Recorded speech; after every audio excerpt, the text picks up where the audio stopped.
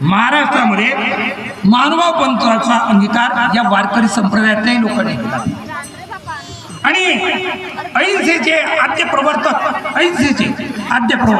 चक्रधर स्वामी त्यांनी एकांतवास पत्करला.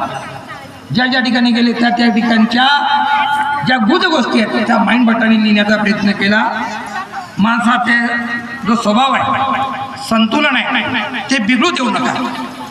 बिघडला तर वेगवेगळे विचार येतात. माणसाला माहित आहे षडरिपू आहेत, काम आहे, क्रोध आहे, मोह आहे, मुहद आहे, मत्स्य आहे, विभत्स आहे.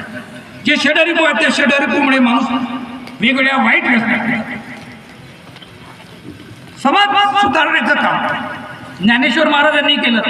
ज्ञानेश्वर महाराज ब्राह्मण जातीचे होते तरी लोकांनी त्यांना वाईट टाकलं. तुकाराम महाराजाच्या गाथा बुडवल्या. गाडगे महाराजांनी समाजाची सेवा केली. आपल्याला कल्पना आहे, गाव साफ करण्याचं काम केलं. तुकडोजी महाराजांनी ग्रामगीतेतून चांगले विचार मांडले.